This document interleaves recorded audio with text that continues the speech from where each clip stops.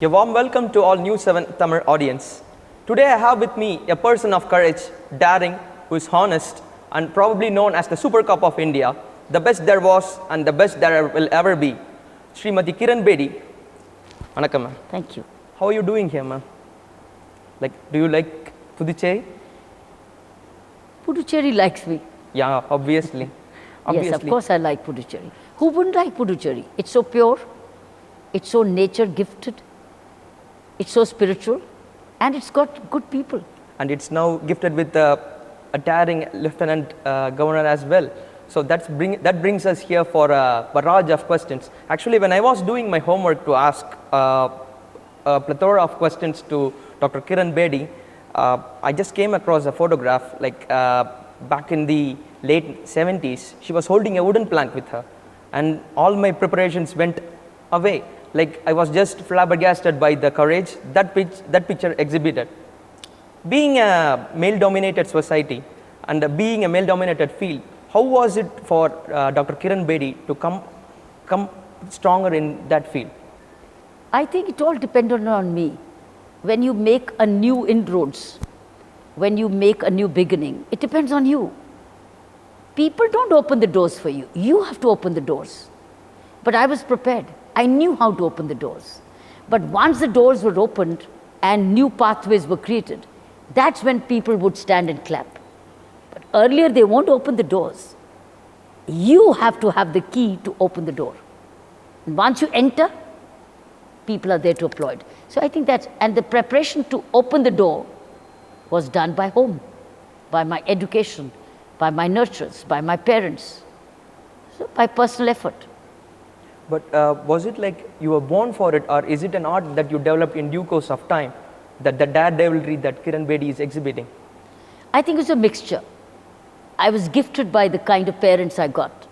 Very dynamic, very visionary father, very loving, caring mother, very good schooling, very good education. And then I was also duty conscious. So it's something born and something learned, acquired. Since you mentioned about the tennis thing, I just wanted to ask you this, where actually did the paradigm shift happen? Like a person who was immersed in tennis made a quantum jump into the police force.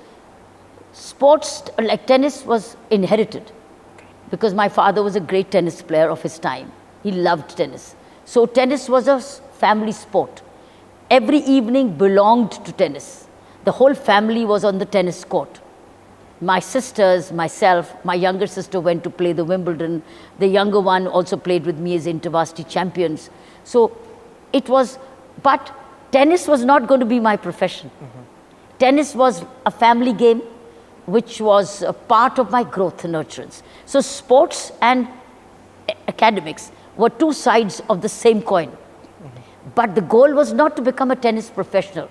Goal was to enter the government service and to serve my country. It would be easier for a period now, like a girl entering into a police force, but we are talking about decades back when it was predominantly male-dominated society and field. How would you have faced the criticism and the cornering activities done by your peers? How hard it was for you? Was it hard or was it easy? I was very hardworking and very confident, knew what I wanted. It didn't bother to me because critics are not understanding, or they have their own reason, or they have a smaller vision. I didn't stop by to worry about what they were thinking. What mattered to me was what I'm doing, is that the right thing to do? When we were talking about a person like Kiran Bedi, there was a quote said by many people here, when they usually associate her to the famous crane job that he did. She was usually called as Crane Bedi, and everyone would go gaga over the fact that she even towed the car of the Prime Minister of India, and that was the probably only time when a Prime Minister of India got the parking ticket. So is it is this the way what the people expect? Is this the way what the people expect, an officer should go, never being afraid of a politician? Absolutely. People want just officers who have a sense of justice, fair play, courage, integrity, and not get overawed by people They uphold the law. People want officers who would uphold the law and punish the guilty and save the victim from injustice. That's what people say. That's what the law is. But was it easy for you after such an act? Like, you would have faced a hell lot of criticism and people going gaga over the fact that how could she do this to the Prime Minister of India? I would have failed myself. I would have failed myself if I would think weak. I succeeded. I lived up to my own expectations and my training and my grooming by doing this. I'm not afraid of positions. I'm afraid of committing a wrong. I'm not afraid of positions. I'm afraid of committing a wrong. So why should I commit a wrong? Why should I deliberately commit a wrong? You even said that you would reward the police officer who towed the car. That's right. That was my duty to do because they did the right thing. It's important in life to do the right thing at the right time in the right amount. Do you think the same aspect of courage, that same aspect of daredevilry has transcended into Kiran Bedi after she has metamorphosed into a politician now? I don't know what's your definition of a politician. All I can say is I'm in public life. And the public life patterns change. But my public life hasn't changed. What is public life? Continue to serve the people of your country. Continue to serve the needy. Continue to plan and think and administer. So if your definition of politician is public life, see it. But if it isn't, because I am a trained administrator. I administer. Yeah. And administer not for myself, administer for people. So that's my training and that's what I'm very comfortable with. Not only with the physical discipline that Kiran Bedi exerted amongst the people of Delhi, there was also a mental discipline that she exhibited. Like, she was the person who was instilling the spirit of yoga, meditation, not in X or Y places, but in a cruel place like prison, where there was almost 10,000 inmates, of whom 9,000 plus were men. How was it possible? How could a person be both strong physically and mentally? You just have to be authentic self. You see, you have to give to others what you want others to do for you. Okay. So I give to others what I would expect others to do to me. What have you got back from them? Tremendous respect. But you don't do it to get back. You just do it because your job is to give. You don't do it to get back. You don't do it to get a thank you. You do not do it to get respect. It's your just duty to do. I don't wait for an expectation that somebody will come and say thank you. I don't. It's my duty to do. And on the contrary, the expectation is from myself. I live up to my own expectations. I don't live up to others' expectations. I set my own standards. And I do what my inner side tells me to do. But the inmates, they gave you back immense gratitude. They saw Kiran Bedi as the benefactor That's of their human lives. nature. That's human nature. But was that the starting point of a neta in making? No. The neta, if you mean by neta, is leadership. Absolutely. And leadership is not in position. Leadership is somebody who leads himself and helps and impacts and influences others. That had started from the age of 14 when I started to play competitive tennis. I was already influencing girls of my neighborhood, my school. So the leadership in me had started from the age of 14 when I started to travel around the country as a schoolgirl playing competitive tennis. And I was already impacting with short hair, with tennis kit, and focusing only on my sports. I was already influencing my school, my class, my college. So the leadership in me had started to grow at that time. I was already signing autographs. Then I used to sign as Kiran Peshavria. I became Kiran Bedi after marriage. Then I was signing at Kiran Peshavria. And my autograph used to be outstanding in your life. At the age of 14, my autograph was, be outstanding in your life. You were already. Yes, but this was my vision, to be outstanding. And you cannot be outstanding without utmost discipline, utmost preparation. But in due course of your career, did you at any point of time miss the girly things? I was, of course, girl I am. I'm not a boy, I'm a girl. Isn't this girly? No, I wouldn't say so. No, it is very girly. But this was a gift, a blessing by my mother-in-law. And so therefore, what I'm saying is, of course I would wear my lovely frocks, I would wear a lovely skirt. The reason why I was asking this specific question is because in one interview with Simi, like Kiran was saying, like wearing a sari was the perfect imprisonment that anyone could impose upon her. That's not girly, that's a form of a dress. Okay. I remained who I was, remained who I am, but I acquired the best of the traits that boys have. Absolutely. Boys are known for what? Stamina. Absolutely. Boys are known for courage. Absolutely. I got the stamina. More than boys even. I got the stamina, I got the courage, but I remained who I was. Better. I remained a mother at heart, a sister at heart, a daughter at heart, a daughter-in-law, a wife. Lion at heart as well. Yeah? Sorry? Lion at heart as well. That's the trait which normally a man is treated with. I got the lion's heart. I learned it. It was training. I think it was gift. It's also grace of the Almighty. Was this the share within Kiran Bedi made her venture into politics? What was the reason, like why she had to move from officer? That was a choice, a difficult choice made at that time. To actually, it was a difficult choice. Why was it difficult? For the gain. It was difficult because I was not, this is not my nature. Okay. My nature is selfless. Whereas politics has an element of selfishness. What's in it for them? Whereas in administration, there's element of selflessness. That's one distinction between politics, political life, not politics, political life and administration. Political life is a give and take to an extent. Administration is not. Administration is only giving. Yeah. So it was something against, because I don't ask for anything when I do service. But therefore it was a little, because in the end people had started to say, what will you give us if we vote for you? Okay. I used to tell them, don't give me anything. The point is, if you don't like me, don't vote for me. As a person who's standing for elections, many people said, what will you give us? I would say service. Then say, what if you don't? I said, don't vote for me if you don't believe me. I never said that. I allowed not a penny to be touched by my own hand. I accepted no money donation. Yeah. The party took care of everything. I didn't, because for me, that's not my nature. So it was very difficult decision. It was to basically give right kind of governance to city of Delhi at that time. It was a need of the hour.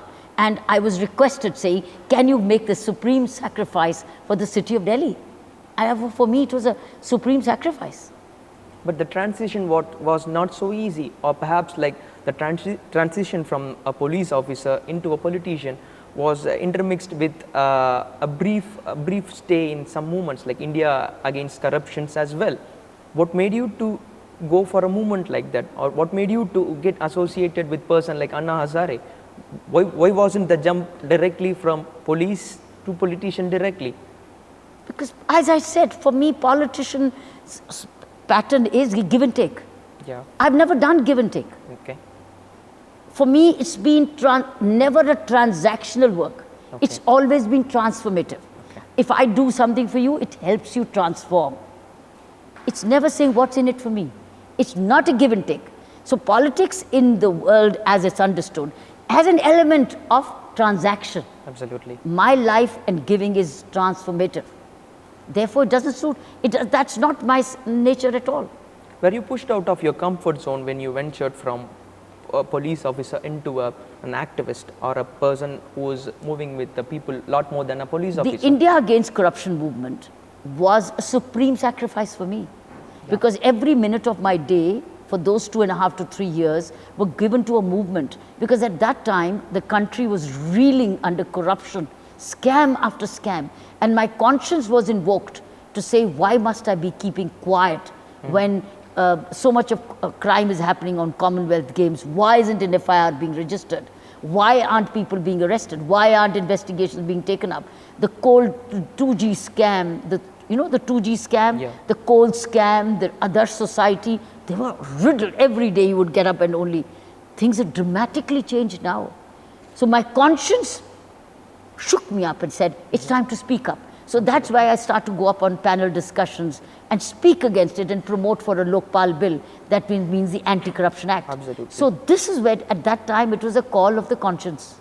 Assume this scenario, like a person who has been honest all throughout her career is venturing into politics.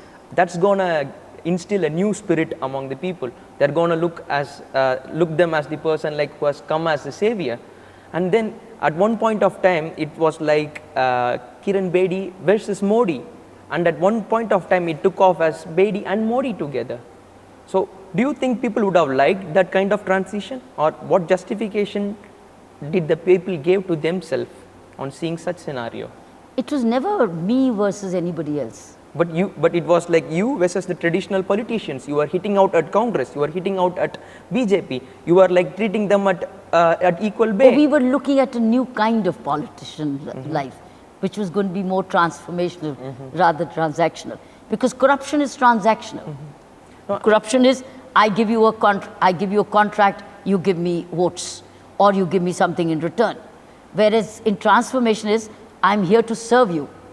But people would have I don't want anything in return. But people would have looked upon you as a person, as a replacement of both Congress and BJP altogether. But that was not my long-term vision. Okay. My long-term vision never was into electoral politics. No. Were you predestined that you should get allied with any one of the parties? There was no predestiny. It's happened by its own. Well, things are happening by themselves. Certain things which just happen, you don't even know why they're happening. Yeah. Do the criticism that Kiran Bedi placed upon the Modi government still leads valid? I never ever criticized Modi government. Never. But on the contrary, I spoke up for Mr. Modi. Yeah. Because when he was campaigning, I had no inclination towards joining any political party. I was tweeting to say, here is a new leader emerging. Absolutely. When he was addressing those public campaigns, I was tweeting that this is a new hope alive. You were saying that he is the sun and we are the stars revolving around him, if I remember correctly.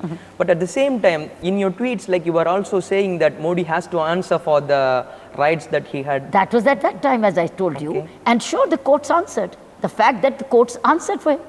What I was asking, the courts did answer. So you give a clean chit to Modi now? Who am I to give a clean chit to anybody? It's a court. I am not a judge. No, but a person who has I'm sorry, I just said that, but the courts gave it. I'm not a judge. I'm not a prosecutor. I'm not an investigator. But I said everybody, including him, and he did. The courts cleared them, and the public accepted them. Overwhelmingly, the justice came to his rescue. I'm so glad it did. Do you have any criticism towards the current Modi government, or how do you value it? Like, it has been almost like 3 years now. Like, how do you rate the government? I think by the current leadership, the country is saved. To my mind, the country. I see a big contrast between what I saw before and what I see now. Do you think the media is creating a hype that the demonetization was a fiasco? Media has its own ways of.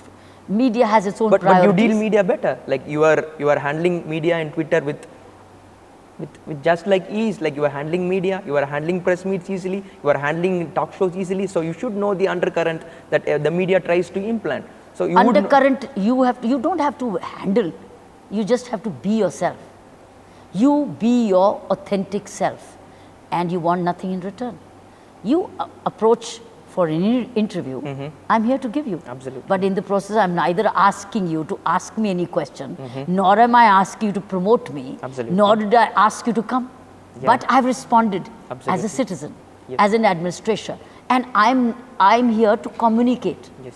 It's my duty that the people who we serve must know what are we doing, why we are doing, how much we are doing, who are we doing it for, and how we are doing it. And what do we expect from them? It's my duty. Yeah. Therefore, communication is very vital. Therefore, when your invitation for a media, anybody comes, I don't reject it. Yes. I just say, welcome. It all depends on my time. Yes, you've been graceful all along. Like it all depends. I can't say yes to everything.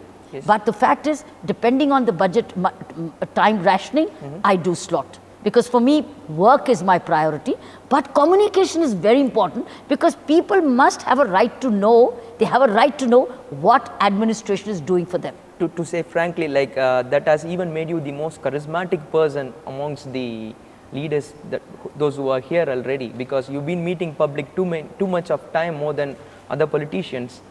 So it's really a good trait that we don't get to see along. But what I would like to know is, like, how is the reception you are getting in South India?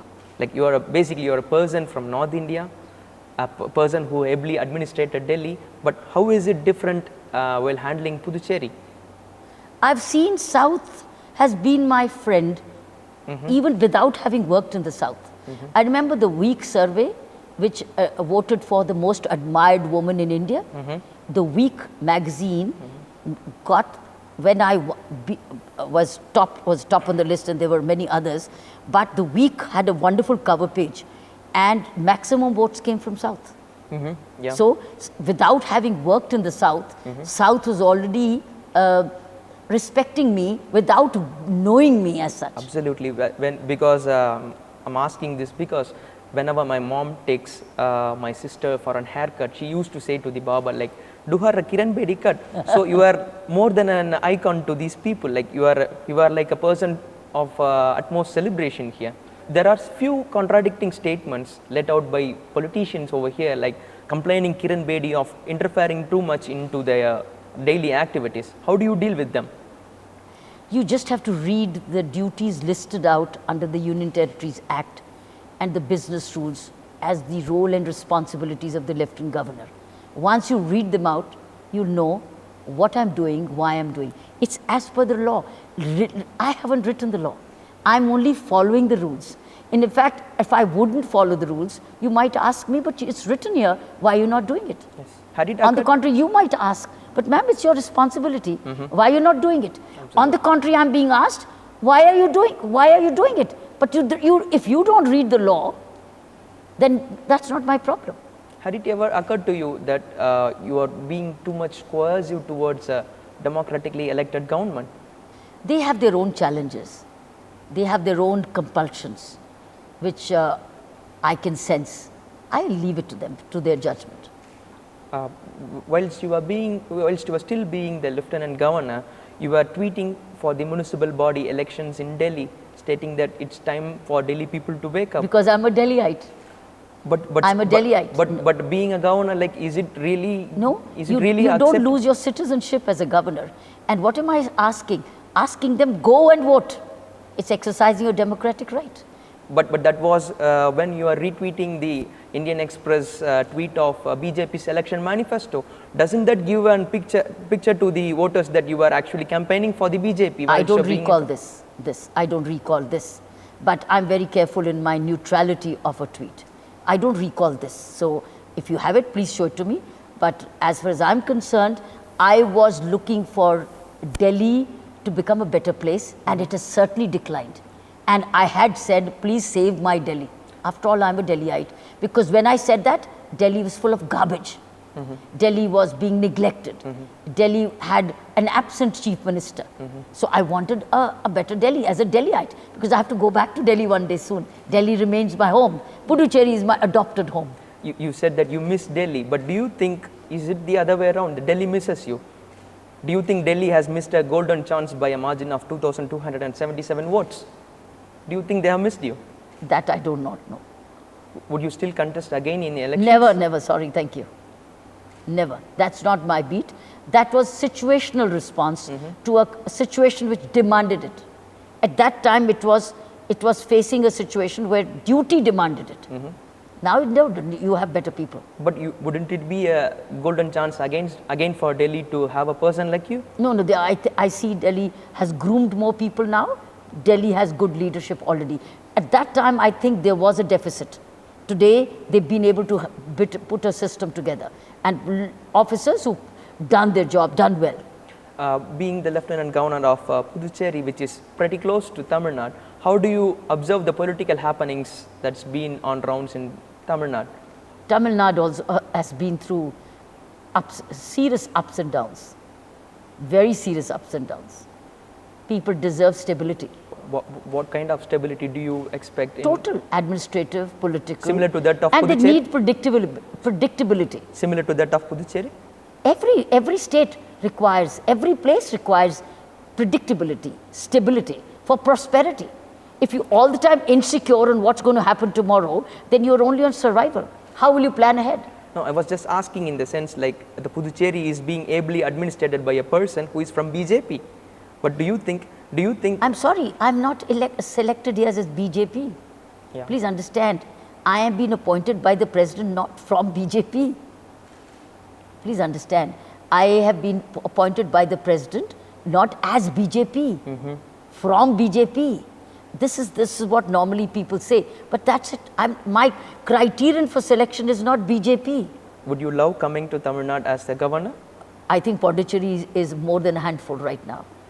Thank you very much, ma'am. It was really pleasant meeting you, and thanks for your patience in answering our questions. Thank you very much. That was a really pleasant interview with Dr. Kiran Bedi. We will meet you soon with a new personality very soon.